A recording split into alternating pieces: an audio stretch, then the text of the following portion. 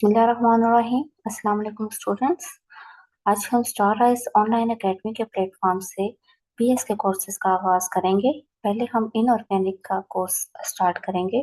अगर आप भी चाहते हैं कि इनऑर्गेनिक के कोई टॉपिक अगर आप पढ़ना चाहते हैं तो हमें कमेंट सेक्शन में ज़रूर आगाह कीजिएगा। हम कोशिश करेंगे कि पहले उसको कवर किया जाए। आज हम जो टॉपिक स्टार्ट कर रहे हैं वो इनऑर्गेनिक का बहुत इंपॉर्टेंट थ्योरी है, valence bond theory. Valence bond theory of coordination compounds. आज हम उसको डिस्कस करेंगे, तो चलिए स्टार्ट करते हैं। Valence bond theory. अब जैसे कि आपको नाम से जाहिर है कि ये वैलेंस बॉन्ड थ्योरी से क्या पता चल रहा है कि इसमें आपके पास वैलेंस इलेक्ट्रॉन इन्वॉल्व है। What are the valence electron? Valence electron जो है वो आपके पास आउटर मोस्ट जो शेल होता है उसके इलेक्ट्रॉन होते हैं। These electrons are involve in the bond formation. ठीक है, वैलेंस इलेक्ट्रॉन बॉन्ड फॉर्मेशन में इन्वॉल्व होते हैं, इसलिए इसको कहते हैं वैलेंस बॉन्ड थ्योरी। अब आपको बताते जाएं कि वैलेंस बॉन्ड थ्योरी को किसने डेवलप किया था। लाइनस पाउलिंग ने जो है वो लाइनस वैलेंस बॉन्ड थ्योरी को डेवलप किया था। नेक्स्ट आपके पास इस थ्योरी का जो फीचर है, जो कैरेक्टरिस्टिक है, वो ये है कि ये कोवेलेंट बॉन्डिंग को बताती है। ठीक है, वैसे तो ये बाकी सारे कंपाउंड के अंदर भी कोवेलेंट बॉन्डिंग का बताती है कि दो एटम जो है वो इलेक्ट्रॉन शेयर करते हैं, दोनों एटम्स का एक एक इलेक्ट्रॉन जो है उनकी शेयरिंग हो जाती है और इस तरह से जो कंपाउंड्स होते हैं वो अपना ऑक्टेट कंप्लीट करते हैं। लेकिन मेटल कॉम्प्लेक्सेस में भी यही बताया है वैलेंस बॉन्ड थ्योरी ने कि आपके पास जो मेटल लिगेंड बॉन्ड होता है that is actually covalent bond. ठीक है, तो इसलिए आपको पता है कि कोवेलेंट बॉन्ड जब हम पढ़ते हैं तो हम उसमें हाइब्रिडाइजेशन का कॉन्सेप्ट लेते हैं। हम कहते हैं कि हमारे पास डिफरेंट टाइप के जो एटॉमिक ऑर्बिटाल होते हैं वो मिलके सेम एनर्जी और सेम शेप की हाइब्रिड ऑर्बिटाल बनाते हैं, जिसके अंदर वो शेयर्ड जो इलेक्ट्रॉन्स होते हैं वो एकोमोडेट किए जाते हैं। ठीक है, तो यहाँ पे भी आपके पास कोऑर्डिनेशन कॉम्प्लेक्सेस में भी हाइब्रिडाइजेशन का फिनोमेना है। नेक्स्ट जो है वो फर्स्ट टाइम जो है वो मेटल लिगेंड बॉन्ड जो है वो बहुत अरसे तक जो है वो एक मिस्ट्री बना रहा कि आखिर इसकी क्या नेचर है। तो फर्स्ट टाइम जो आपके पास वैलेंस बॉन्ड थ्योरी ने कॉन्सेप्ट दिया कि जो मेटल लिगेंड बॉन्ड है that is actually the covalent type of the bonding. ठीक है, लेकिन इसमें आपके पास क्या है कि वैलेंस इलेक्ट्रॉन इन्वॉल्व तो है बॉन्ड फॉर्मेशन में, जैसे कि आपके लिगेंड के बॉन्ड हैं या मेटल के बॉन्ड हैं, तो वैलेंस इलेक्ट्रॉन इन्वॉल्व है। लेकिन एक जो चीज जो फीचर है उसमें यह है कि आपके पास नॉर्मल जो कंपाउंड्स होते हैं उसमें एक एक इलेक्ट्रॉन दोनों एटम्स की तरफ से शेयर होता है। लेकिन आपके पास मेटल कॉम्प्लेक्सेस के अंदर इलेक्ट्रॉन पेयर जो डोनेट किया जाता है वो आपके पास सिर्फ एक एटम से आ रहा, एक जो है मॉलिक्यूल से आ रहा होता है, जबकि मेटल जो है वो जस्ट इसको रिसीव कर रही होती है। ठीक है, तो ये फिनोमेना हम आगे जाके डिटेल में पढ़ेंगे। तो लेकिन यहाँ पे भी है यही कि आपके पास वैलेंस इलेक्ट्रॉन ही बॉन्ड फॉर्मेशन में यूज होते हैं। ठीक है, अब वैलेंस बॉन्ड थ्योरी की जो सक्सेस थी in the field of coordination complexes वो ये थी कि ये आपको बताती है बड़ी successfully geometry of the coordination compounds. ठीक है, ज्योमेट्री को जब भी देखना होता है कोऑर्डिनेशन कॉम्प्लेक्सेस में तो किसकी मदद ली जाती है? जी हाँ, वैलेंस बॉन्ड थ्योरी की मदद ली जाती है। ठीक है, तो आइए देखते हैं कि वैलेंस बॉन्ड थ्योरी ने सबसे पहले जो है वो कोऑर्डिनेशन कॉम्प्लेक्सेस में जो है ना लिगेंड का जो हम कॉन्सेप्ट पढ़ते हैं ना वो सबसे पहले वैलेंस बॉन्ड थ्योरी में पढ़ते हैं। तो वैलेंस बॉन्ड थ्योरी कहती है कि आपके पास जो लिगेंड्स होते हैं ये आपके पास कुछ एटम्स भी हो सकते हैं, मॉलिक्यूल्स भी हो सकते हैं। ठीक है, एटम्स भी हो सकते हैं, you can say group of atoms भी हो सकते हैं। ठीक है, तो ये ligands are actually act as the Lewis spaces. ठीक है, ये लेविस स्पेसेस की तरह एक्ट करते हैं। अब लेविस स्पेसेस क्या होती हैं? लेविस स्पेस आपको पता है बेस क्या होती है? इलेक्ट्रॉन डोनर होते हैं। ठीक है, तो इस तरह से ये लिगेंड भी क्या होते हैं? ये इलेक्ट्रॉन डोनर होते हैं। अब मैंने आपको कहा कि लिगेंड आपके पास एटम भी हो सकते हैं और ग्रुप ऑफ एटम या मॉलिक्यूल्स भी हो सकते हैं। तो अब इनकी नेचर क्या हो सकती है? ये आयंस भी हो सकते हैं और ये न्यूट्रल्स भी हो सकते हैं। ठीक है, ये या तो इनके ऊपर कोई चार्ज नहीं होगा या फिर इनके ऊपर चार्ज भी हो सकता है। तो ये एक्चुअली क्या होते हैं? करेक्टराइज इनके करेक्टरिस्टिक क्या होता है कि अब अगर ये कोई भी एटम या कोई भी जो ग्रुप ऑफ एटम है या मॉलिक्यूल है वो लिगेंड हो सकता है? नहीं।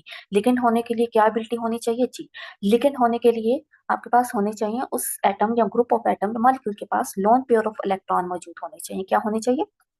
Lone pair of electrons. तो इस तरह से अब लोन पेयर ऑफ इलेक्ट्रॉन जो है वो उस मॉलिक्यूल के किसी एक एटम के पास हो सकते हैं। ठीक है, आपको पता है कि जैसे नाइट्रोजन है उसके पास एक है, ऑक्सीजन है उसके पास दो है, फ्लोरीन है उसके पास तीन है। ठीक है, तो इस तरह से डिफरेंट एटम्स हैं, तो वो डोनर एटम मॉलिक्यूल के अंदर भी प्रेजेंट हो सकते हैं और वो एटम जो है वो खुद बजाते खुद भी जो है वो ऐसा लिगेंड एक्ट कर सकते हैं। ठीक है, लेकिन उसकी कंडीशन क्या है कि उसके पास लोन पेयर ऑफ इलेक्ट्रॉन होने चाहिए। ठीक है, अब ये लोन पेयर ऑफ इलेक्ट्रॉन जो है वो डोनेट होने चाहिए। अब देखेंगे पेयर की बात कर रहे हैं। जो नॉर्मल कोवेलेंट बॉन्ड बनता है उसमें एक इलेक्ट्रॉन एक एटम देता है, दूसरे एटम से दूसरा इलेक्ट्रॉन आता है, लेकिन यहाँ पे आपके पास क्या होता है कि दोनों एक लोन पेयर जो आपके पास इन डोनर एटम के मौजूद होते हैं, they can be directly donate, वो डोनेट किसको होते हैं, मेटल को, ठीक है। वो क्या होते हैं, पूरा पेयर जो है वो मेटल को डोनेट होता है। तो इसके रिजल्ट में आपके पास जो बॉन्ड, जो कंपाउंड कॉम्प्लेक्स बनता है या कंपाउंड बनता है, उसको कहते हैं कोऑर्डिनेट कॉम्प्लेक्स। उसको क्या कहा जाता है, कोऑर्डिनेट कॉम्प्लेक्स, ठीक है। अब आपके पास जो लिगेंड्स होते हैं वो दो तरह के होते हैं, ठीक है। ये भी वैलेंस बॉन्ड थ्योरी ने आपको कॉन्सेप्ट दिया। फर्स्ट टाइम हम जो पढ़ते हैं लिगेंड की टाइप, वो वैलेंस बॉन्ड थ्योरी में पढ़ते हैं कि दो टाइप के आपके पास लिगेंड होते हैं। एक है आपके पास लो स्पिन लिगेंड और दूसरा है आपके पास हाई स्पिन लिगेंड। अब लो स्पिन लिगेंड क्या होते हैं, लो स्पिन लिगेंड जो होते हैं वो ऐसे लिगेंड होते हैं जो कि कैपेबल होते हैं, उनके अंदर ये कैपेसिटी होती है, एबिलिटी होती है कि वो फोर्स कर सकें इलेक्ट्रॉन को, किसके इलेक्ट्रॉन को, मेटल एटम के, या तो मेटल एटम की फॉर्म में हो या मेटल आयंस की फॉर्म में हो, ठीक है। जैसे आपके पास लिगेंड भी जो है वो न्यूट्रल और आयन हो सकते हैं, इस तरह से मेटल भी जो है वो आयन भी हो सकती है और एटम भी हो सकती है। अब आपके पास कोऑर्डिनेटिंग कॉम्प्लेक्सेस में आपको पता है ना कि मेटल और लिगेंड होते हैं, यहाँ से आपको ये तो पता चल गया। अब ये लिगेंड भी आपके पास आयन और न्यूट्रल हो सकते हैं, मेटल भी आपके पास एटम और आयन हो सकती है। अब मेटल के जो एटम्स हैं, इलेक्ट्रॉन्स हैं, उसको आपके पास ये जो लिगेंड होते हैं, इनकी ये कैपेसिटी होती है कि वो फोर्सफुली क्या करते हैं, पेयर अप करते हैं। क्या करते हैं, उनको पेयर अप करते हैं। तो अब ये कौन से लिगेंड है, अमोनिया है, कार्बोनाइल है, आपके पास साइनाइड है।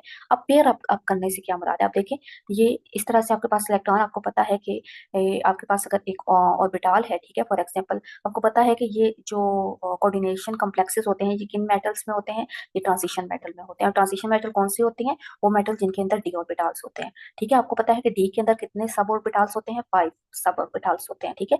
1 2 3 यहाँ पे बताए गए हैं क्योंकि 3 ही फिल है। टोटल इसके पास कितने होते हैं, 5 होते हैं, और 5 डी ऑर्बिटल्स, तीनों के 5 के 5 ऑर्बिटल्स सेम एनर्जी के, ठीक है। 3D के आपके पास अगर ये एक फॉर एग्जांपल 3D है उस मेटल के अंदर, तो उसके 5 ऑर्बिटल होंगे, और 5 ऑर्बिटल के अंदर इलेक्ट्रॉन एकोमोडेट होते हैं। लेकिन अब ये वाला जो आपके पास लो स्पिन लिगेंड है, ये क्या करते हैं, इनको फोर्सफुली इन इलेक्ट्रॉन को क्या कर देते हैं, पेयर अप कर देते हैं। क्या करते हैं, पेयर अप कर देते हैं। अदरवाइज अगर इसके पास इलेक्ट्रॉन दो, अब देखिए यहाँ पे 3 है, तो दैट्स मीन के 2 अवेलेबल है। अगर 2 अवेलेबल और हैं तो आपके पास हुन्स रूल के अकॉर्डिंग इनको पेयर अप नहीं होना चाहिए। हुन्स रूल क्या कहता है, हुन्स रूल कहता है कि अगर सेम एनर्जी के डी ऑर्बिटल प्रेजेंट हो, जिनको डीजेनरेट ऑर्बिटल कहा जाता है, डीजेनरेट का मतलब है सेम एनर्जी के, तो फिर इलेक्ट्रॉन जो है वो पेयर अप नहीं होते। वो कहते हैं इलेक्ट्रॉन जो है वो पहले सारे ऑर्बिटल को फिल करेंगे, और जब तक सारे ऑर्बिटल एक एक करके फिल हो जाएंगे फिर वो पेयरिंग स्टार्ट करेंगे। जैसे 1 2 3 4 5, ठीक है, तो 5 फिल हो जाएंगे, फिर 6, फिर 7, ठीक है। तो लेकिन यहाँ पे 1 2 3 4 5 आपको नजर आ रहे हैं कि तीन तीन ऑर्बिटल में अकोमोडेट हुए हुए हैं। तो ये इस लिगेंड की एबिलिटी है, ठीक है, कि वो इसको इस तरह से करा है, और हुन रूल्स को भी फॉलो नहीं हो रहा, यहाँ पे हुन्स रूल फॉलो नहीं हो रहा। लेकिन इसके केस में जो आपके पास हाई स्पिन लिगेंड होते हैं, वो उनमें ये कैपेसिटी नहीं होती कि वो मेटल के एटम को, एटम के अंदर जितने भी इलेक्ट्रॉन्स हैं उनको पेयर अप कर सके, ठीक है। ये कुछ आपके पास लिगेंड यहाँ पे गिवन है, फ्लोराइड है, क्लोराइड है, हाइड्रोक्सल है, वाटर है, ठीक है। अब आप देखें कि ये आपके पास डी के 5 डीजेनरेट ऑर्बिटल्स हैं, 5 डीजेनरेट। तो यहाँ पे 5 जो आपके पास इलेक्ट्रॉन्स हैं, वो क्या है, वो हुन्स रूल के अकॉर्डिंग अलग अलग ऑर्बिट के अंदर विद सेम स्पिन के साथ प्रेजेंट है, ठीक है। अगर वो पेयर अप होते हैं तो उन्हें अपनी स्पिन चेंज करनी पड़ती है। तो इसलिए जो बेस्ट एनर्जी सेविंग जो प्रोसेस है वो ये है कि वो क्या करते हैं कि वो अनपेयर्ड रहते हैं इन ऑर्बिटल में। अगर मजीद इलेक्ट्रॉन आता है फिर वो पेयरिंग स्टार्ट करेंगे, ठीक है। 5 ऑर्बिटल अगर एक स्पिन के साथ फिल हो जाते हैं, देन मजीद इलेक्ट्रॉन प्रेजेंट होते हैं तो वो पेयरिंग करते हैं, ठीक है। तो यहाँ पे तो हुन्स रूल फॉलो होता है, लेकिन लो स्पिन के केस में हुन्स रूल के अकॉर्डिंग जो है वो इलेक्ट्रॉन की पेयरिंग, इलेक्ट्रॉन जो है वो अनपेयर नहीं रहते बल्कि पेयरिंग हो जाती है because of the low spin ligand. ये आपको कॉन्सेप्ट दिया है वैलेंस बॉन्ड थ्योरी में, ठीक है। ये वैलेंस बॉन्ड थ्योरी का कॉन्सेप्ट था कि इस तरह से यहाँ पे आपके पास पेयरिंग होती है because of some presence of some ligand, ठीक है। नेक्स्ट आते हैं आपके पास लिगेंड के कॉन्सेप्ट के बाद एक कोऑर्डिनेशन नंबर के बारे में आपने पढ़ा होगा। कोऑर्डिनेशन केमिस्ट्री में कोऑर्डिनेशन नंबर बहुत इंपॉर्टेंट होता है। अब कोऑर्डिनेशन नंबर का मतलब क्या है, कोऑर्डिनेशन नंबर का एक मतलब तो ये है कि आपके पास टोटल नंबर ऑफ लिगेंड कितने अटैच है, ठीक है, या फिर आपके पास आप कह लें कि डोनर एटम कितने अटैच है, ठीक है। आप एक लिगेंड के अंदर 2 डोनर एटम भी मौजूद हो सकते हैं, ठीक है, और एक डोनर एटम भी मौजूद हो सकता है। तो total number of donor atom मतलब कितने डोनर एटम, कितने इलेक्ट्रॉन पेयर जो है वो मेटल को दे रहे हैं, या मेटल कितने बॉन्ड बना रही है किसी भी लिगेंड के साथ, ठीक है।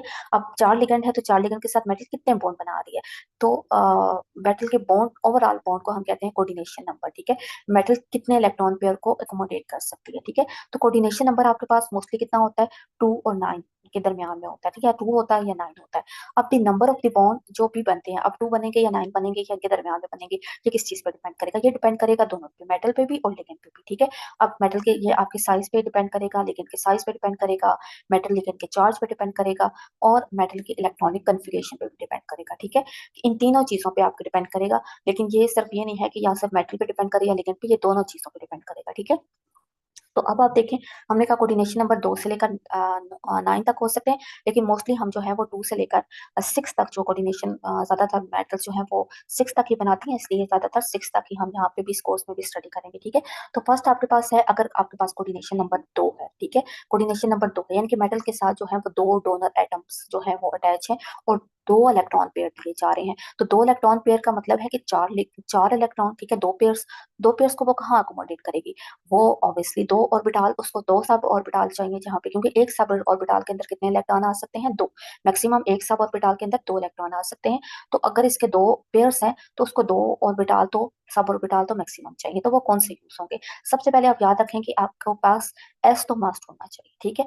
पहले वो कोशिश सबसे पहले जो है वो एस में जाएंगे, नेक्स्ट आपके पास पी में जाएंगे या फिर डी में जाएंगे, ठीक है, लेकिन एस को मस्ट फिल होना चाहिए। तो अब अगर आपके पास पहले 2 हैं तो वो एक एस में जाएगा और दूसरे पी में जाएगा, ठीक है। तो ये आपके पास जो इस तरह के जो कॉम्प्लेक्सेस हैं वो कोऑर्डिनेशन कंपाउंड भी बना सकते हैं, और जो दूसरे कंपाउंड है वो भी आपके पास लीनियर में एसपी ज्योमेट्री जो है वो बना सकते हैं, ठीक है। नेक्स्ट तो आपके पास इस केस में हाइब्रिडाइजेशन क्या होगी? एसपी। नेक्स्ट अगर आपके पास 3 लिगेंड है तो अब आपको 3 ऑर्बिटल्स चाहिए सब ऑर्बिटल मेटल के, जहां पे कोई 3 पेयर्स को अकोमोडेट कर सके। तो वो कौन से होंगे? 3, एक एस हो गया और 2 पी, sp2 हो गया, ठीक है। अब तीसरी, अब इसमें ज्योमेट्री क्या होगी? Trigonal planar. नेक्स्ट है 4, अगर 4 होंगे तो 2 आपके पास चांसेस हो सकते हैं, या तो टेट्राहेड्रल ज्योमेट्री बने या स्क्वायर प्लेनर। अब कौन सी बन सकती है? टेट्राहेड्रल और स्क्वायर प्लेनर में पहले तो फर्क क्या है? टेट्राहेड्रल में आपके पास जो ऑर्बिटल जिसमें अकोमोडेट होते हैं वो हो सकते हैं एक एस, 2 पी, तीनों के तीनों पी यूज हो गए, ठीक है। आपको पता है कि पी के सब ऑर्बिटल्स कितने होते हैं? 3, ठीक है। तो एक एस और 3 पी, ठीक है, तो ये होगी sp3। लेकिन अगर एक एस, 2 पी और एक डी हो जाए, ठीक है, तो फिर आपके पास ज्योमेट्री क्या, आपके पास हाइब्रिडाइजेशन क्या हो जाएगी? sp2d, ठीक है, sp2d। तो अब ये डिफरेंस है तो दोनों में 4 4, ठीक है, 4 4 कोऑर्डिनेशन नंबर है, लेकिन आपके पास 2 चांसेस हैं कि आपके पास या तो डी ऑर्बिटल यूज हो या तीनों की तीनों पी यूज हो जाए। अब हम इसी लेक्चर में पढ़ेंगे किन केसेस में टेट्राहेड्रल कॉम्प्लेक्सेस बनते हैं और कौन से केस में आपके पास स्क्वायर प्लेनर कॉम्प्लेक्सेस बनते हैं। नेक्स्ट है, अगर आपके पास 5 हो तो 5 के भी 2 केसेस आ सकते हैं, ठीक है, ट्राइगोनल बाइपिरामिडल और स्क्वायर बेस्ड पिरामिडल। मोस्टली हम ट्राइगोनल बाइपिरामिडल पढ़ते हैं, ठीक है। अब इसमें 5 है तो 5 ऑर्बिटल आपको यूज होंगे, एस, ठीक है, 3 पी हो गए 4 और एक डी हो गया, ठीक है। अब इसमें भी एस और 3 पी और एक डी, लेकिन फिर डिफरेंस क्या है? फिर हो गया दोनों के पास sp3d हो गया। तो डिफरेंस क्या है? sp3d sp3 जी। डिफरेंस ये है कि डी का सब ऑर्बिटल कौन सा वाला है। यहाँ पे आपके पास ट्राइगोनल बाइपिरामिड में डी सी स्केयर, जबकि स्केयर बेस पैरामीटर में आपके पास d x square minus y square orbital use होता है। तो ये ऑर्बिटल आपको पता है कि इनकी सिमेट्री, इनकी ज्योमेट्री चेंज होती है, तो इसलिए जो है आपके पास ओवरऑल ज्योमेट्री जो ओवरऑल शेप होती है, ये हाइब्रिडाइजेशन में जो है शेप में फर्क आ जाता है आपके कोऑर्डिनेशन कॉम्प्लेक्सेस में। नेक्स्ट है आपके पास 6 में आपके पास ऑक्टाहेड्रल ज्योमेट्री बनती है। ऑक्टाहेड्रल में 6 आपके पास इलेक्ट्रॉन पेयर, तो 6 ऑर्बिटल चाहिए, एक एस हो गया, 3 पी हो गए, और ऑब्वियसली 2 आपके पास डी ऑर्बिटल होंगे, ठीक है, एक एस, 3 पी और 2 डी। तो अब यहाँ पे भी केस है कि यहाँ पे क्या ओनली वन केस है? नहीं, यहाँ पे भी 2 केस है, लेकिन यहाँ पे डिफरेंस यहाँ पे आएगा कि अब आपके पास sp3d2 बनेंगे या d2sp3 बनेंगे। क्या ये कोई सेम चीज है, sp3d2 या d2sp3? नहीं, ये सेम नहीं है, दीज आर डिफरेंट। लेकिन अब इसमें डिफरेंस क्या है? आज के लेक्चर में इस चीज को भी स्टडी किया जाएगा, ठीक है, इसको भी हम डिस्कस करेंगे कि आपके पास sp3d2 और d2sp3 कॉम्प्लेक्सेस कौन से होते हैं। तो आइए जरा इनकी ज्योमेट्रीज को थोड़ा सा डिटेल में देख लेते हैं। आपके पास लीनियर ज्योमेट्री इस तरह की है, ठीक है, लीनियर ज्योमेट्री थी, हमने कहा था हाइब्रिडाइजेशन कौन सी होगी? 2 ऑर्बिटल चाहिए, क्योंकि लीनियर में आपके पास कोऑर्डिनेशन नंबर क्या होता है? 2 होता है। तो कोऑर्डिनेशन नंबर 2 है, मीन 2 इलेक्ट्रॉन पेयर आपको अकोमोडेट करने के लिए 2 ऑर्बिटल चाहिए। तो आपके पास हाइब्रिडाइजेशन विल बी एस और पी, ठीक है। नेक्स्ट आपके पास आती है ट्राइगोनल प्लेनर। अब इसकी नाम क्या है? Trigonal planar. प्लेनर्स का क्या मतलब है कि ये एक प्लेन में है, तीनों आपके पास बॉन्ड्स जो मेटल के बनेंगे वो एक प्लेन में बनेंगे, कोई भी आपके पास आउट ऑफ प्लेन नहीं। आउट ऑफ प्लेन क्या है कि अगर हम इसको पेज में रखें तो कोई चीज पेज से बाहर या पेज से नीचे नहीं जा रही, ठीक है। तो ये प्लेन में तीनों बॉन्ड्स बनेंगे, तो इसको ट्राइगोनल प्लेनर शेप है। तो इसमें आपके पास ज्योमेट्री क्या है? आपके पास sp2, ठीक है, 3 है ना, एक एस और 2 पी। नेक्स्ट आपके पास आ जाएगा नेक्स्ट आपके पास ज्योमेट्री बात कर लेते हैं पहले टेट्राहेड्रल की, ठीक है। तो टेट्राहेड्रल ज्योमेट्री क्या होती है, आपके पास 4 sp3। अब sp3 जो टेट्राहेड्रल है, और दूसरी आपके पास है स्क्वायर प्लेनर। अब आपको देखने में शायद ये एक जैसे लग रहे हो, लेकिन ये एक जैसे बिल्कुल भी नहीं है, ठीक है। ये आपके पास 3 डायमेंशन ज्योमेट्री है, ये आपके पास 2 डायमेंशन ज्योमेट्री है, ये प्लेनर है, ठीक है। ये पेज पे अगर आप चारों बॉन्ड ड्रा करें तो आपके पास चारों बॉन्ड पेज पे आ जाएंगे, लेकिन टेट्राहेड्रल में ऐसा नहीं होता। टेट्राहेड्रल में अगर आपने ड्रा करना है तो वो पेज के अंदर से एक जो है एक बॉन्ड जो है वो बाहर निकला हुआ होगा, ठीक है, आपके पास आउट ऑफ द प्लेन होगा। तो ये आपके पास फर्क है टेट्राहेड्रल और स्क्वायर प्लेनर में। और डिफरेंस भी क्यों है, क्योंकि sp3 में आपके पास तीनों p ऑर्बिटल यूटिलाइज हो रहे हैं, जबकि स्क्वायर प्लेनर में आपके पास 2p और एक d ऑर्बिटल यूटिलाइज हो रहा है, ठीक है। नेक्स्ट है आपके पास 5 कोऑर्डिनेशन कॉम्प्लेक्सेस ट्राइगोनल बाइपिरामिडल। ये देखिए 5 है, 5 क्या है, ये आपके पास टोटल आपके पास 3 वाला ही है ट्राइगोनल प्लेनर, ठीक है। ट्राइगोनल प्लेनर की ज्योमेट्री है, लेकिन इसमें से ये प्लेनर नहीं है, अब इसमें 2 पैरामिडल है, बाई पैरामिडल, ठीक है। तो ये यहाँ पे एक जो है आउट ऑफ प्लेन और एक इनसाइड प्लेन, मतलब पेज पे आप बनाएंगे तो एक बाहर और एक पेज के इनसाइड प्लेन और एक आउट ऑफ द प्लेन, आपके पास 2 पॉइंट मिलेंगे, तो 3 डायमेंशन ज्योमेट्री बनेगी। अब ये प्लेनर नहीं रहा, तो आप इसको बोलेंगे बाई पैरामीटर, बाई मीन 2, ठीक है। तो आप इसकी आपको हमने देखी थी कि इसकी हाइब्रिडाइजेशन क्या होगी, sp3d, ठीक हो गया।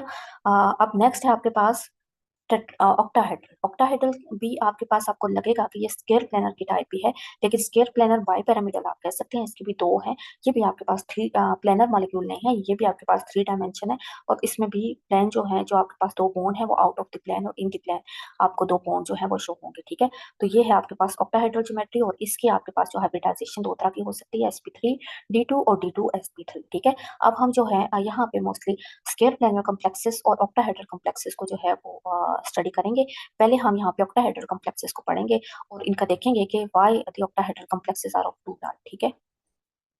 तो ऑक्टाहेड्रल कॉम्प्लेक्सेस आपके पास 2 तरह के होते हैं, एक inner orbital complexes and outer orbital complexes. इनकी डिटेल में जाने से पहले पहले आपको ये समझने की जरूरत है कि इनर ऑर्बिटल क्या होते हैं और आउटर ऑर्बिटल क्या होते हैं, ठीक है। अब आप पहले देखें कि सेंट्रल, आप इनर ऑर्बिटल में क्या है कि आपके पास ये ऑर्बिटल होते किसके हैं, ये ऑर्बिटल होते हैं सेंट्रल मेटल एटम के, ठीक है। क्योंकि आपके पास जो मेटल एटम है उसके डी ऑर्बिटल इन्वॉल्व है ना, तो वही डी ऑर्बिटल उन्हीं की जो है वो यहाँ पे डिस्कस किया जा रहा है। यही आपके पास मेटल के जो ऑर्बिटल अंडरगो हाइब्रिडाइज होते हैं, ठीक है, of atomic orbital including the inner D orbital. उसमें कौन से वाले यूटिलाइज हो रहे होते हैं, इनर डी ऑर्बिटल, ठीक है। सेंट्रल मेटल एटम के हाइब्रिडाइजेशन में जो इन्वॉल्व होते हैं ऑर्बिटल वो कौन से होते हैं, डी ऑर्बिटल कौन से होते हैं, इनर डी ऑर्बिटल। जबकि आउटर ऑर्बिटल के कॉम्प्लेक्सेस के केस में आपके पास कौन से वाले होंगे, आउटर डी ऑर्बिटल। अब आप देखें कि आउटर और इनर होते क्या हैं। अब आप देखें कि ये एक इलेक्ट्रॉनिक कन्फिगरेशन है एक मेटल की, जो कि ट्रांजिशन मेटल है, and it belong to first transition series, ठीक है। फर्स्ट ट्रांजिशन सीरीज में आपको पता है पहले क्या आता है, 4s, फिर 3d, फिर 4p, और फिर उसके बाद 4d आता है। अब आपको पता है कि जो ट्रांजिशन सीरीज है वो 4 से स्टार्ट होती है, 4s है, 5s है, 6s है। तो मीन के उनका आपके पास प्रिंसिपल क्वांटम नंबर 4 है, 5 है, 6 है, तो 4 शेल मौजूद है। अगर आप उसके पास 4 शेल मौजूद है तो 4 शेल के अंदर sp है, pp है, dp है, fp मौजूद है, ठीक है। 4 के अंदर sp मौजूद है, pp है, dp है।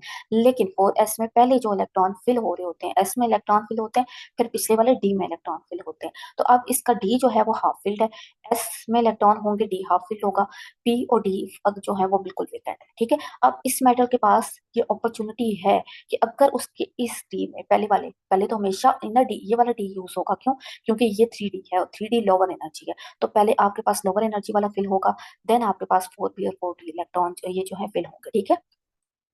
तो अब आपके पास अगर तो 3D के अंदर इलेक्ट्रॉन फिल हो जाए सारे के सारे, ठीक है, तो अब इसके पास ये एबिलिटी, ये अपॉर्चुनिटी है कि वो अपने न्यू इनकमिंग इलेक्ट्रॉन को अगले 4D में यूटिलाइज कर अपने अकोमोडेट कर सके, ठीक है, अगले 4D में।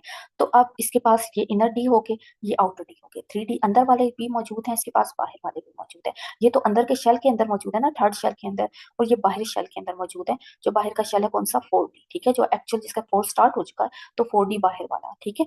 तो अब आप देखें कि अब जो आउटर ऑर्बिटल कॉम्प्लेक्सेस हैं, इसमें सेंट्रल मेटल एटम जो है वो हाइब्रिडाइजेशन में कौन से ऑर्बिटल यूज कर रही है, ये आउटर डी ऑर्बिटल, और ये वाले कौन से यूज करके, इनर डी ऑर्बिटल, ठीक है। तो अब आप नेक्स्ट बात करते हैं कि यहाँ पे जो डी ऑर्बिटल होते हैं वो लोअर इन एनर्जी होते हैं then s and p orbital से। एस में तो है नहीं, लेकिन पी से ये लोअर एनर्जी होंगे, ठीक है। अब आप देखें कि ये डी ऑर्बिटल जो है आपके पास, ये लोअर दी एनर्जी होंगे इससे, क्यों, क्योंकि ये 3 है और ये 4 है, ठीक है। तो 3 वाले लोअर एनर्जी होंगे एज कम्पेयर टू 4 से, ठीक है।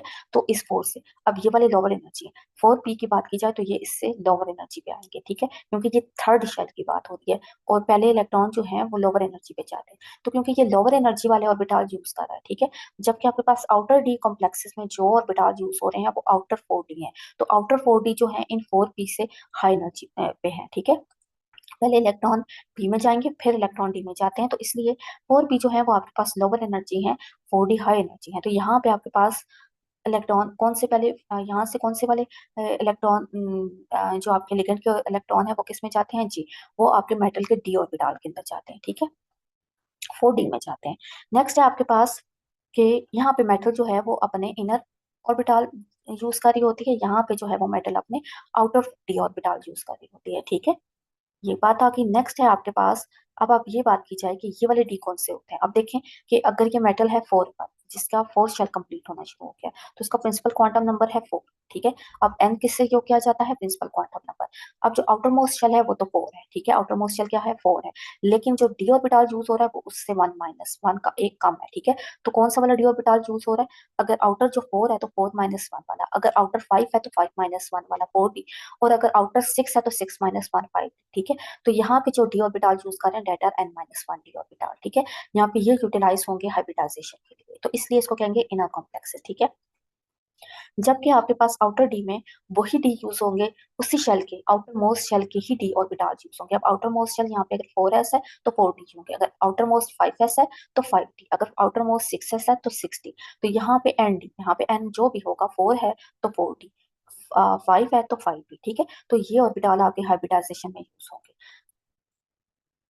नेक्स्ट आपके पास बात क्वेश्चन आ जाता है कि वाई ऐसा क्यों होता है कि कुछ मेटल में आपके पास इनर डी यूज होते हैं, कुछ मेटल में आपके पास आउटर डी होते हैं। तो एक तो रीजन ये है कि मेटल की इलेक्ट्रॉनिक कन्फिगरेशन की वजह से, और दूसरी जो इंपॉर्टेंट चीज है जो कि ये डिसाइड करेगी कि आइदर इनर डी होंगे या आउटर डी होंगे, ये होंगे आपके पास लिगेंड। कि लिगेंड कौन से हैं, अब कुछ लिगेंड हमने बात की थी अभी कि कुछ लिगेंड होते हैं they are low spin ligand, वो क्या काज करते हैं, पेयरिंग काज करते हैं अगेंस्ट दी कंट्रोल, हमने बात की थी ना। तो ये आपके पास डी ऑर्बिटल के इलेक्ट्रॉन को क्या कर देते हैं, पेयर कर देते हैं, ठीक है। तो ऐसे इलेक्ट्रॉन जो क्या काज करते हैं, स्पिन पेयरिंग करते हैं। अब ऐसे जो लिगेंड्स होते हैं वो आपके पास अमोनिया हो सकता है, साइनाइड हो सकता है, ठीक है। अब ये देखिए इस तरह से आपके पास वो कर देंगे, पेयरिंग कर देंगे, और एक ऑर्बिटल आपके पास इस तरह से ऑर्बिटल जो है वो वेकेंट, सब ऑर्बिटल वेकेंट हो जाएगा, ठीक है। अब आपके पास जो दूसरी टाइप के लिगेंड्स होते हैं फ्लोराइड और क्लोराइड, वो क्या करते हैं, वो पेयरिंग क्रिएट नहीं करते, ठीक है। वो हुंस रूल के अकॉर्डिंग ही यहाँ पे इलेक्ट्रॉन जो है वो फिलअप होंगे ऑर्बिटल के अंदर, लाइक इस तरह से, ठीक है। और इलेक्ट्रॉन जो है वो पहले सारे ऑर्बिटल के, सब ऑर्बिटल के अंदर सेम स्पिन के साथ फिल होंगे, और जब मजीद इलेक्ट्रॉन जो है 1 2 3 4 5 जब हो जाएंगे तो 6 और 7 पेयरिंग क्रिएट करेंगे, ठीक है। तो इसलिए ये वाले लिगेंड जो है आपके पास हाई स्पिन लिगेंड इस केस में आपके पास प्रेजेंट होंगे। नेक्स्ट आप यहाँ पे देखेंगे कि जब आपके पास low spin complex, low spin आपके पास लिगेंड आता है, तो हमने बात की थी कि वहां पे स्पिन नहीं, अब फिर आपके पास जो है वो अनपेयर्ड इलेक्ट्रॉन की जो है वो डेफिशिएंसी हो जाएगी, ठीक है। समटाइम आपके पास there will no present any unpaired electron, ठीक है। तो जब अनपेयर्ड इलेक्ट्रॉन प्रेजेंट ही नहीं होंगे तो फिर आपके पास there will be no magnetic movement. आपको पता है मैग्नेटिक मूवमेंट अनपेयर्ड इलेक्ट्रॉन की वजह से होती है। तो when there will be no magnetic movement, तो ऐसे कंपाउंड आपके पास क्या होंगे, कम्प्लेक्सेस क्या होंगे, डायमैग्नेटिक इन नेचर, ठीक है। जबकि जो आपके पास हाई स्पिन कम्प्लेक्सेस होंगे वो पेयरिंग क्रिएट नहीं करेंगे, और इलेक्ट्रॉन जो है वो मोस्टली मेटल के डी ऑर्बिटल के अंदर अनपेयर्ड रहेंगे। जब वो अनपेयर्ड रहेंगे तो they will create the magnetic moment, क्या क्रिएट करेंगे, मैग्नेटिक मोमेंट। और जब वो मैग्नेटिक मोमेंट क्रिएट करेंगे तो आपके पास ऐसे कॉम्प्लेक्सेस पैरामैग्नेटिक बिहेवियर शो करेंगे, ठीक है। तो अब नेक्स्ट आप देख सकते हैं कि इस केस में आपके पास क्योंकि इनर डी हाइब्रिडाइजेशन क्या होगी, D2sp3, क्यों, क्योंकि यहाँ पे आपके पास इनर डी, पहले वाले डी यूज हो रहे हैं, तो पहले हम डी लिखेंगे क्योंकि ये इनर वाले डी यूज हो रहे हैं ना, 3d यूज हो रहे हैं या 4 अंदर वाले, ठीक है। तो अंदर के शेल के, तो इसलिए हम उसको D2 को पहले लिखेंगे, sp3 को बाद में लिखेंगे, ठीक है। नेक्स्ट आपके पास जो हाइब्रिडाइजेशन है वो है आपके पास sp3d2, क्योंकि इसमें आपके पास D2 जो है वो बाद वाले यूज होंगे, ठीक है, आउटर डी यूज होंगे, इसलिए sp3d2 इसको लिखा जाएगा। नेक्स्ट इसके जो मोस्ट इंपॉर्टेंट टर्म यूज की जाती है, they are called low spin complexes, क्योंकि इसमें जो लिगेंड यूज किए जाते हैं दे आर लो स्पिन, ठीक है, इसलिए इनको लो स्पिन कहा जाता है। लो स्पिन कहने की रीजन क्यों है कि इसमें जो स्पिन है आपके पास मोस्टली वो पेयर्ड अप हो जाते हैं, और आप आपके पास अनपेयर्ड इलेक्ट्रॉन नहीं बचते। इसलिए आप जब स्पिन आप कैलकुलेट करते हैं तो आपको पता है कि स्पिन जो है वो किसकी कंसीडर होती है, अनपेयर्ड इलेक्ट्रॉन की। जब अनपेयर्ड इलेक्ट्रॉन कम होंगे या नहीं होंगे तो हम उसको कहते हैं लो स्पिन कॉम्प्लेक्सेस। जबकि आपके पास जो हाई स्पिन कॉम्प्लेक्सेस होते हैं, हाई स्पिन कॉम्प्लेक्सेस कहा जाता है इसमें, क्योंकि हाई स्पिन लिगेंड्स यूज होते हैं, इसलिए इनको हाई स्पिन कॉम्प्लेक्सेस कहा जाता है, क्योंकि यहाँ पे पेयरिंग नहीं होती और मोस्टली इलेक्ट्रॉन अनपेयर्ड रहते हैं, इसलिए अगर स्पिन कैलकुलेट की जाए तो दैट विल बी हाई, तो इसलिए इनको क्या कहा जाता है, हाई स्पिन कॉम्प्लेक्सेस। नेक्स्ट आपके पास आ जाते हैं इनर ऑर्बिटल कॉम्प्लेक्सेस। पहले हम इनकी एग्जांपल के साथ इनको देखते हैं कि इनर डी ऑर्बिटल कॉम्प्लेक्सेस जो हैं वो उनके अंदर हाइब्रिडाइजेशन कैसे होती है, ठीक है। अब आप देखें यहाँ पे कोबाल्ट की एग्जांपल है। कोबाल्ट आपको पता है कि कोबाल्ट का एटॉमिक नंबर होता है 27, तो यहाँ पे आर्गोन इज 18 और 18 प्लस 2 20 प्लस 7 27, ठीक है। अब आपने नेक्स्ट देखना है, पहले आपने मेटल की इलेक्ट्रॉनिक कन्फिगरेशन देखनी है, ठीक है, इलेक्ट्रॉनिक कन्फिगरेशन और वैलेंस इलेक्ट्रॉनिक कन्फिगरेशन, क्योंकि इसमें वैलेंस शेल इन्वॉल्व, वैलेंस और वैलेंस इलेक्ट्रॉन या वैलेंस शेल जो है वो इन्वॉल्व होता है, ठीक है। नेक्स्ट आपके पास ये देखें, आपके पास 3d7 और 4s2 4p इज वैकेंट, ठीक है। नेक्स्ट आपके पास आपने देखना है कि मेटल के ऊपर चार्ज कौन सा, ऑक्सीडेशन स्टेट कौन सी है। ऑक्सीडेशन स्टेट निकालने के लिए आपको कॉम्प्लेक्स के ऊपर देखना पड़ेगा कि ओवरऑल ऑक्सीडेशन स्टेट क्या है। यहाँ पे ओवरऑल ऑक्सीडेशन स्टेट में पूरे कॉम्प्लेक्स की +3 चार्ज है। तो फिर हम देखेंगे कि पहले लिगेंड की क्या है। यहाँ पे आपके पास लिगेंड न्यूट्रल है, लिगेंड के ऊपर कोई चार्ज नहीं है, तो ऑब्वियसली समझा जाएगा कि कोबाल्ट के ऊपर ही +3 चार्ज है। मीन्स के कोबाल्ट की oxidation state will be +3। That's mean के कोबाल्ट में से 3 इलेक्ट्रॉन को रिमूव किया जाएगा, ठीक है। यहाँ से कोबाल्ट में से 3 इलेक्ट्रॉन रिमूव होंगे, कहाँ से होंगे, हमेशा इलेक्ट्रॉन पहले आपके पास एस से रिमूव होंगे, ठीक है। पहले 2 इलेक्ट्रॉन एस से और 1 इलेक्ट्रॉन आपका डी से रिमूव होगा, तो 2 एस से और 1 डी से हुआ तो पीछे 3 डी रह जाएगा, ठीक है। अब आप देखें यहाँ पे ये वाला इलेक्ट्रॉन एक रिमूव हो गया, 1 2 3 4 5 6 रह गए हैं, एस में से भी इलेक्ट्रॉन रिमूव हो चुके हैं, ठीक है। इसके बाद आपके पास क्या होगा, नेक्स्ट आपके पास जो स्टेप है वो ये है कि आपके पास कॉम्प्लेक्स बनेगा क्या। अब अमोनिया जो है वो अप्रोच करेगा कोबाल्ट को, मेटल को, ठीक है। पहले हमने मेटल की ऑक्सीडेशन स्टेट निकाली, अब मेटल को अप्रोच करेगा। अब क्या होगा आपके पास कि इस केस में अमोनिया के आपके पास 6 इलेक्ट्रॉन पेयर कोबाल्ट के कोबाल्ट के जितने भी ऑर्बिटल्स, वेकेंट ऑर्बिटल्स हैं उसमें एकोमोडेट होंगे। अब आपको पता है कि अमोनिया जो है वो लो स्पिन कॉम्प्लेक्सेस है और वो पेयरिंग क्रिएट करता है, तो वो क्या करेगा कि वो जो आपके डी ऑर्बिटल थी कोबाल्ट के, उसमें पेयरिंग क्रिएट करेगा। ये इलेक्ट्रॉन इधर चला जाएगा, ये इलेक्ट्रॉन जो है, ये दोनों इलेक्ट्रॉन यहाँ एकोमोडेट हो जाएंगे और एज अ रिजल्ट आपके पास 2 ऑर्बिटल खाली बच जाएंगे, ठीक है। 2 ऑर्बिटल आपके पास वेकेंट हो जाएंगे।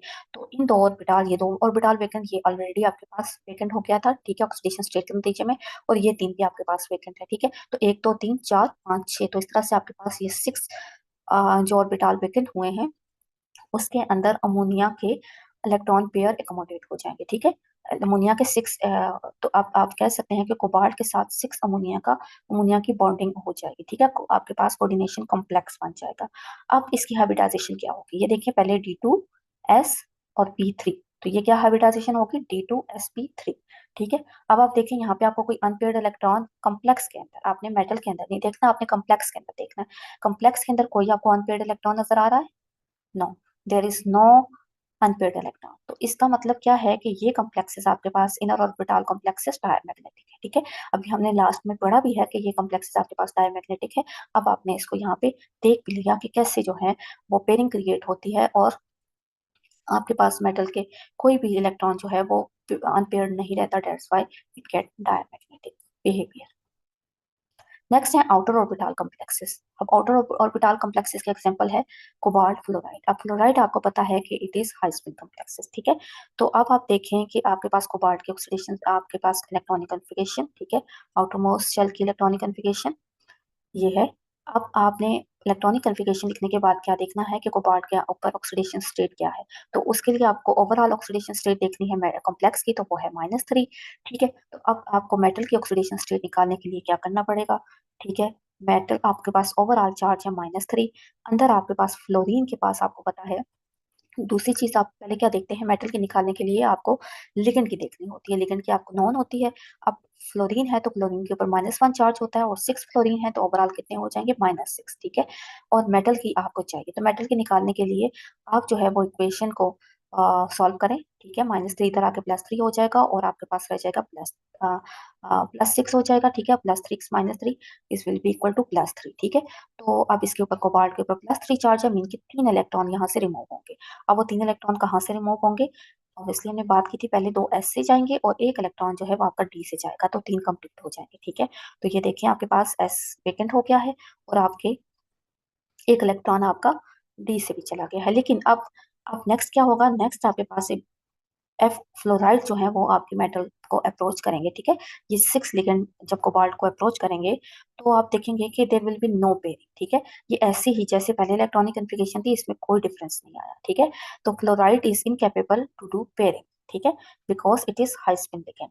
तो ये अब आपके पास क्योंकि पेयरिंग नहीं होगी तो कोई भी 3D का कोई भी ऑर्बिटल विकेंड नहीं होगा, ठीक है।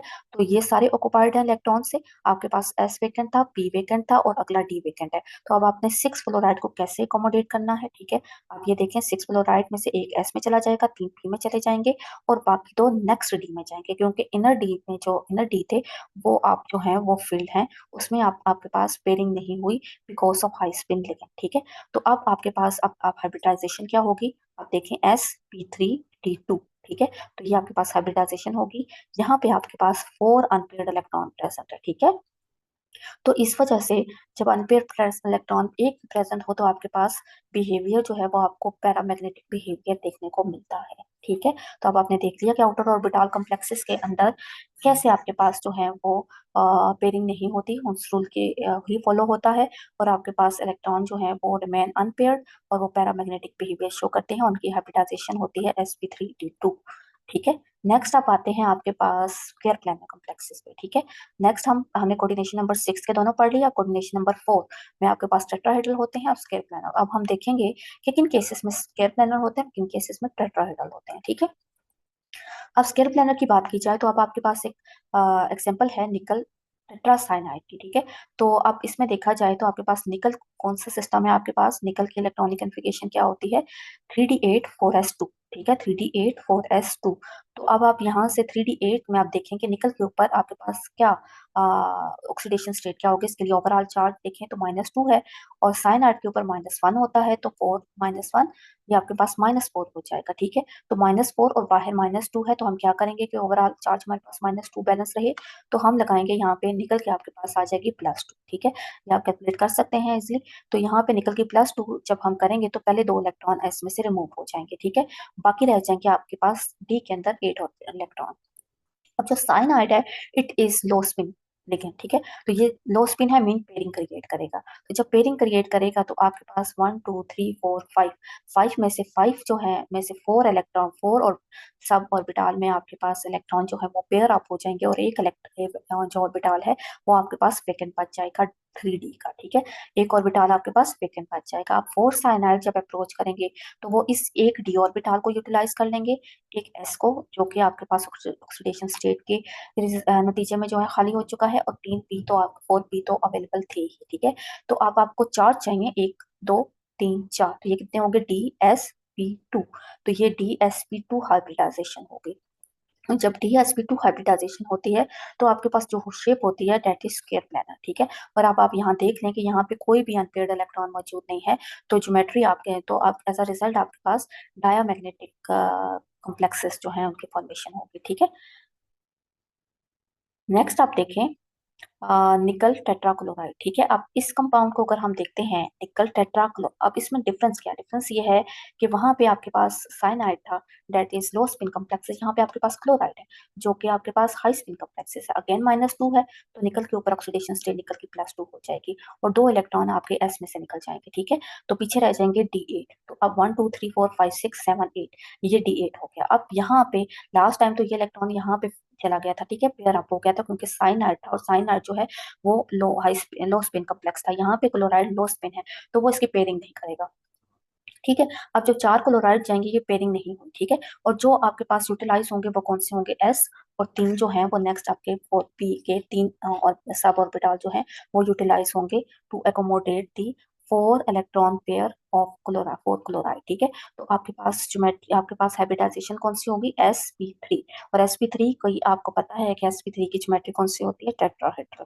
और अब इस ये कॉम्प्लेक्सेस क्योंकि इसमें आपके पास lone pair unpaired electron present है, तो इसलिए इसका करेक्ट इसका बिहेवियर भी आपके पास कौन सा होगा, पैरामैग्नेटिक, ठीक है। अच्छा, यहाँ से आपने एक चीज नोटिस की होगी कि जो लो स्पिन कॉम्प्लेक्सेस हैं वो स्केल प्लानर कॉम्प्लेक्सेस बनाते हैं मोस्ट कॉमनली, और टेट्राहेड्रल कॉम्प्लेक्सेस जो आपके पास हाई स्पिन कॉम्प्लेक्सेस हैं वो टेट्राहेड्रल कॉम्प्लेक्सेस बनाते हैं, ठीक है। लेकिन यहाँ पे एक जो है, एक आपके पास स्पेशल केस है निकल टेट्राकार्बोनाइल का। इस केस में क्या होता है कि लिगेंड तो आपके पास है लो स्पिन, तो अब लो स्पिन के केस में हमने देखा था कि स्केल प्लेनर ज्योमेट्री बनती है, लेकिन इस स्पेशल केस में आपके पास ज्योमेट्री टेट्राहेड्रल ही बनती है। देखिए कैसे बनती है जरा इस चीज को। आपके पास निकल है यहाँ पे, अब आपके पास कार्बोनाइल कौन सा लिगेंड है, ये आपके पास न्यूट्रल लिगेंड है, ठीक है। न्यूट्रल लिगेंड होने की वजह से इसके ऊपर ओवरऑल कोई चार्ज भी नहीं है, पूरे आपके पास ओवरऑल कोई चार्ज नहीं है, तो निकल के पास भी कोई ऑक्सीडेशन स्टेट जीरो होगी, ठीक है, क्योंकि ओवरऑल कोई चार्ज नहीं है इसके ऊपर। कार्बोनाइल भी न्यूट्रल है, तो यहाँ पे निकल के ऊपर कौन सा चार्ज होगा, कोई चार्ज नहीं है, इसके कोई ऑक्सीडेशन स्टेट इसकी जीरो है, ठीक है। तो यानी कि इससे आपके पास इलेक्ट्रॉनिक कन्फिग्रेशन 4s2 3d8 ही रहेगी, ठीक है। तो ये देखिए 3d8 था, 4s2, 3d1 2 3 4 5 6 7 8 1। अब जो कार्बोनाइल है वो लो स्पिन लिगेंड है आपके पास, वो क्या कास्ट करता है, पेरिंग।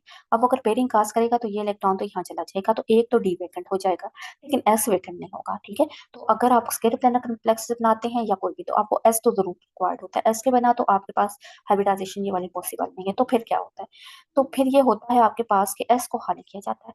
अब इन डी ऑर्बिटल जो कि पेयरिंग के रिजल्ट में आपके पास वेकेंट हुआ था, उसमें आपके पास चले जाते हैं एस के इलेक्ट्रॉन, ठीक है। एस के इलेक्ट्रॉन ट्रांसफर हो जाते हैं 3d में, और एस जो है वो आपके पास वेकेंट हो जाता है।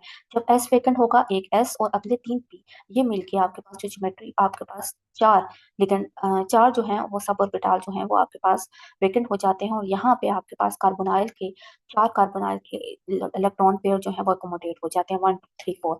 तो आपके पास हाइब्रिडाइजेशन कौन सी बनती है, sp3 हाइब्रिडाइजेशन, ठीक है। तो sp3 हाइब्रिडाइजेशन, अब यहाँ पे d जो है वो ऑर्बिटल इन्वॉल्व नहीं होते क्योंकि 3d10 हो चुका होता है, ठीक है। तो अब आप यहाँ पे ना तो आपके पास लोन पेयर है, सॉरी अनपेयर्ड इलेक्ट्रॉन है कि वो आपके पास पैरामैग्नेटिक बिहेवियर शो करें, तो वो तो आपके पास क्योंकि लो स्पिन कॉम्प्लेक्सेस है तो आपके पास पैरामैग्नेटिक बिहेवियर नहीं होगा, डायमैग्नेटिक होगा। लेकिन ज्योमेट्री आपके पास sp3 बनेगी। तो ये sp3 ज्योमेट्री जो है वो आपकी इस वजह से बनी है कि आपके जो लिगेंड था वो था आपके पास न्यूट्रल लिगेंड था, और आपके पास निकल के ऊपर कोई ऑक्सीडेशन स्टेट, इसकी ऑक्सीडेशन स्टेट जीरो थी। तो दैट्स वाई इस केस, स्पेशल केस में आपके पास लो स्पिन लिगेंड की प्रेजेंस में भी टेट्राहेड्रल कॉम्प्लेक्सेस बने हैं। तो tetrahedral complexes, square planar complexes, inner orbital complexes, outer orbital complexes, तो ये डिपेंड करता है कि आपके पास लिगेंड कौन सा है, और मेटल की इलेक्ट्रॉनिक कन्फिगरेशन कौन सी है, और मेटल की ऑक्सीडेशन स्टेट क्या है, और लिगेंड की ऑक्सीडेशन स्टेट का चार्ज क्या है, ठीक है। तो ये इन सब चीजों पे जो है वो डिपेंड करता है कि आपके पास कौन से वाले कॉम्प्लेक्सेस बनेंगे, ठीक है। तो यहाँ पे जो है वो हम इसको खत्म करते हैं। नेक्स्ट हमारे पास कुछ प्रैक्टिस क्वेश्चंस हैं आपके लिए, तो आपने इनकी हाइब्रिडाइजेशन को ट्राई करना है कि इनकी हाइब्रिडाइजेशन कौन सी होगी और उनकी ज्योमेट्री कौन सी होगी। आपने यही रूल, यही सारा कुछ सीक्वेंस फॉलो करना है। पहले आपने मेटल की इलेक्ट्रॉनिक कन्फिगरेशन लिखनी है, देन उसकी ऑक्सीडेशन स्टेट, और देन फिर आपने देखना है कि लिगेंड कौन सा है, उसके अकॉर्डिंग पेयरिंग करनी है या नहीं करनी, और देन आपने नंबर ऑफ लिगेंड के अकॉर्डिंग वेकेंट ऑर्बिटल को फिल करना है, और बताना है कि कितने ऑर्बिटल जो है वो फिल हुए हैं और कितने जो है वो आपके पास हाइब्रिड ऑर्बिटल बनेंगे, और हाइब्रिडाइजेशन कौन सी होगी। और हाइब्रिडाइजेशन की मदद से आप बता सकते हैं कि इन कॉम्प्लेक्सेस की ज्योमेट्री कौन सी होगी, ठीक है। तो अगर आपको लेक्चर समझ आया है तो इसको जरूर लाइक, कमेंट और शेयर कीजिएगा। और नेक्स्ट हम इंशाल्लाह क्रिस्टल फील्ड थ्योरी स्टार्ट करेंगे, और हमारे नेक्स्ट लेक्चर देखने के लिए हमारे चैनल को सब्सक्राइब जरूर कीजिएगा। ओके स्टूडेंट, अपना ख्याल रखिएगा। अल्लाह हाफिज।